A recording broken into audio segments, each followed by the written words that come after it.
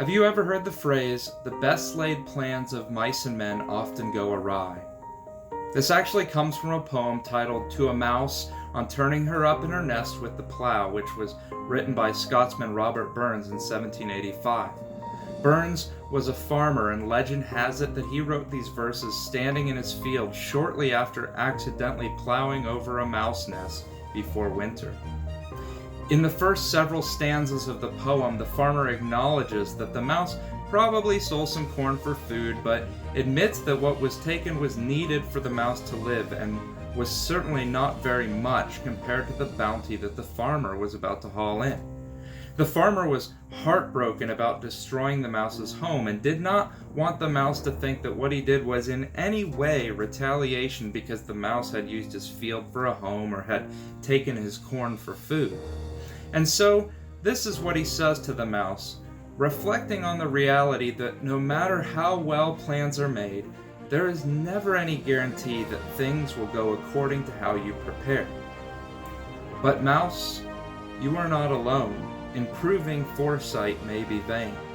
The best laid schemes of mice and men go often askew, and leave us nothing but grief and pain for promised joy. The author writes that when our plans fail, we are left with grief and pain over the potential future that was lost. Think about that for a moment. We are most disappointed at failed plans because of an anticipated future that is no longer to be. It's like when you're driving down the freeway and you accidentally get off on the wrong exit. Once you realize what's happened, there's usually this horrible sinking feeling as you are now on a road running parallel to the road that you really want to be on. And as you loop up onto the overpass or go in a completely different direction, there's the realization that to get back to where you want to be, you're gonna have to do something different than what you had planned. And this might cause a bit of frustration or grief. Last week, I spent one morning writing the script for a new episode of Some Thoughts with Pastor Alex.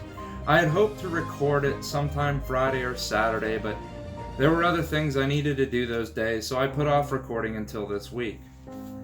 Unfortunately, sometime over the weekend, the document was lost. I had not saved it, of course, and on top of that, at the same time I was trying to clean up my computer and was deleting old documents and pictures and files, etc.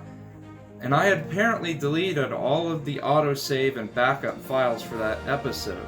So, here I was, ready to go, but my work was gone. My plans had to change. What do we do when things don't go according to plan? The Bible has quite a bit to say about planning, and it seems to take two opposing sides to the issue. On the one hand, the Bible tells us that it's smart to make plans, and that we will benefit from them. The sage in Proverbs 21:5 writes that the plans of the diligent lead surely to abundance, but everyone who is hasty comes only to poverty. And then Jesus asks this question in Luke chapter 14, verse 28. For which of you, desiring to build a tower, does not first sit down and count the cost, whether he has enough to complete it?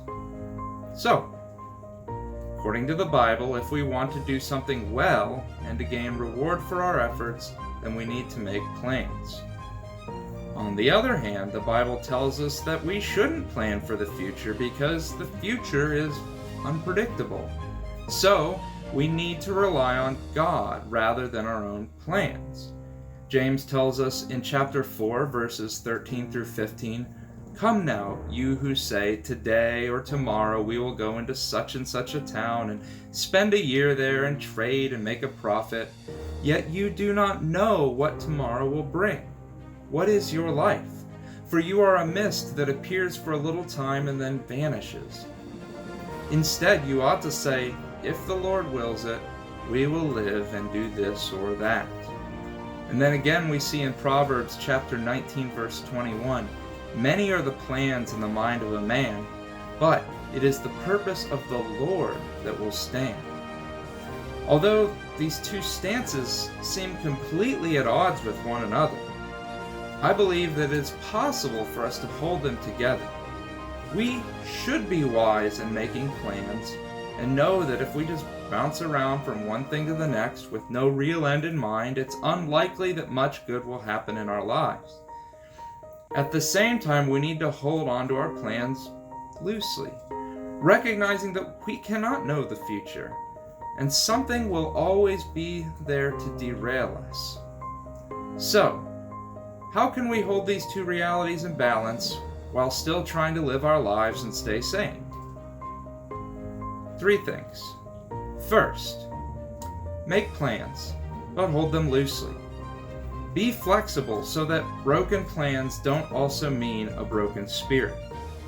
Second, to the best of your ability, allow God to direct your plans. In this way, you can know that God is ultimately in control no matter what happens. And then third, when your plans change or fail, give yourself some space to grieve before moving on. It's okay to be upset when something you've worked hard at suddenly changes. What's not okay is throwing up your hands completely. That's a sign that you were too rigid in your expectations. In Genesis chapter 37, the Bible tells us that Jacob had plans for his youngest son Joseph. And Joseph had expectations that he would grow up and live with his family and in harmony. But because of their jealousy and some poorly timed dream sharing, Joseph's brothers sold him into slavery and told Jacob that Joseph had been killed by wild animals. Nothing was going according to anyone's perceived plans, but what man meant for evil, God used for good.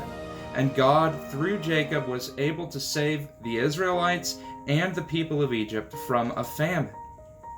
We don't know why things don't always go according to plans, and we can't say for sure that God did or did not have a hand in it. What we can do is place our trust in God, who sets our path straight no matter how many times we accidentally get off on the wrong exit. So, that's all for now. Stay positive, stay safe, hold on loosely. See you soon.